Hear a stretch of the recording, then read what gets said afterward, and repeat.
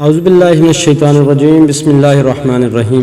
عظیم engineer جس نے مسجد الحرام اور مسجد نبوی کو ڈیزائن کیا لیکن کوئی معاوضہ نہ لیا، لیکن پھر اللہ تعالیٰ نے کیسے مدد کی۔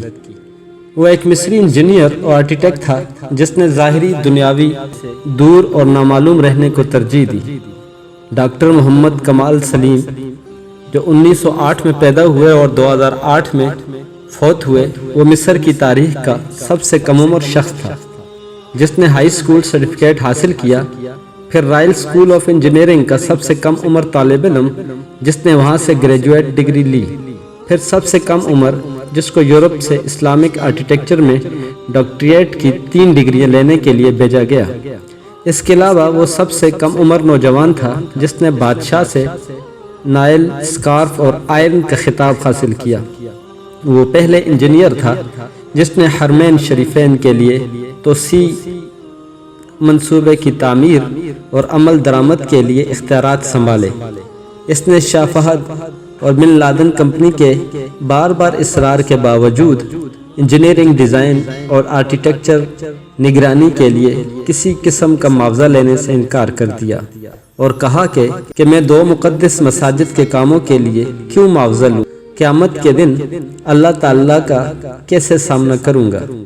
اس نے 44 سال کی عمر میں شادی کی اور اس کی بیوی نے بیٹا جنم دیا اور زچگی کے بعد فوت ہو گئی۔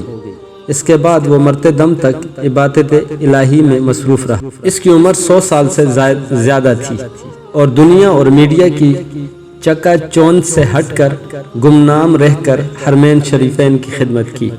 اس عظیم آدمی کی حرمین شریفین میں نصب کیے گئے سفید پتھر کے حصول کی بھی بڑی دلچسپ کہانی ہے۔ یہ وہ پتھر ہے جو حرم مکہ میں مطواف چھت اور باہر صحن میں لگا ہے۔ اس کی خصوصیات یہ ہے کہ گرمی کو جذب کر کے فرش کی سطح کو ٹھنڈا رکھتا ہے۔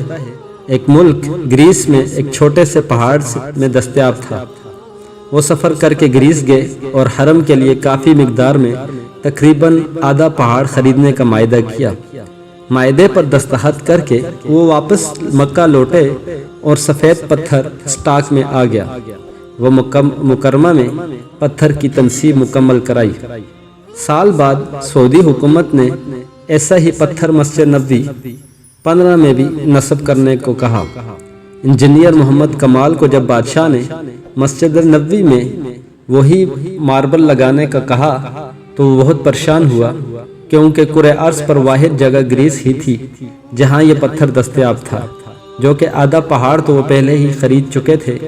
انجینئر محمد کمال بتاتے ہیں وہ گریس میں اس کمپنی کے چیف ایگزیکٹو کے پاس گئے، اسے ملے اور ماربل کی بقایا مقدار جو بچ گئی تھی اس کے بارے میں پوچھا تو چیف ایگزیکٹو نے بتایا وہ ماربل تو ہم نے آپ کے جانے کے بعد ہی بیچ دیا تھا، اب تو 15 سال ہو گئے ہیں۔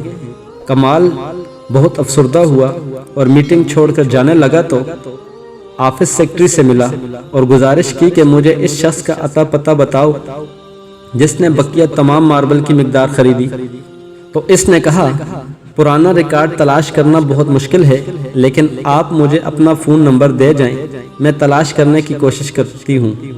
اس نے اپنا نمبر اور ہوٹل کا پتہ دیا اور اگلے دن آنے کا وعدہ کر کے چلے گئے۔ دفتر چھوڑنے سے پہلے مجھے کیا ضرورت ہے کہ کس نے خریدا، اللہ خود ہی کوئی بندوبست کرے گا۔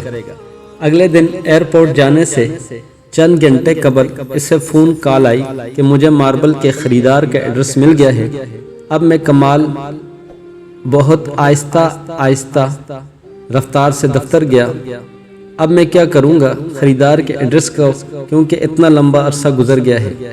کمال دفتر پہنچا تو سیکرٹری نے کمپنی کا پتہ دیا جس نے ماربل خریدا تھا۔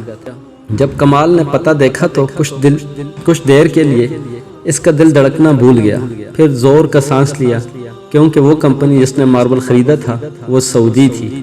کمال نے سعودیہ کی فلائٹ پکڑی اور اسی دن وہ سعودی عرب پہنچا اور سیدھا اس کمپنی کے دفتر پہنچا اور ڈائریکٹر ایڈمن کو ملا اور پوچھا کہ آپ نے اس ماربل کا کیا کیا جو گریس سے خریدا تھا۔ اس نے کہا مجھے یاد نہیں۔ اس نے سٹاک روم سے رابطہ کیا، ان سے پوچھا وہ سفید ماربل جو گریس سے منگوایا تھا کدھر ہے؟ انہوں نے کہا وہ ساری مقدار موجود ہے اور اس کو کبھی استعمال نہیں کیا گیا تو کمال ایک بچے کی طرح رونے لگا اور کمپنی کے مالک کو پوری کہانی سنائی۔ اس نے کمپنی کے مالک کو بلینک چیک دیا اور کہا اس میں جتنی رقم بھرنی ہے بھر لو اور ماربل کی تمام مقداریں حوالے کر دو۔ جب کمپنی کے مالک کو پتہ چلا کہ یہ تمام ماربل مسجد نبوی میں استعمال ہونا ہے تو اس نے کہا میں 1 ریال بھی نہیں لوں گا، اللہ نے یہ ماربل مجھ سے خرید کر آیا اور پھر میں بھول گیا۔ اس کا مطلب یہی تھا کہ یہ ماربل مسجد نبوی میں استعمال ہونا تھا۔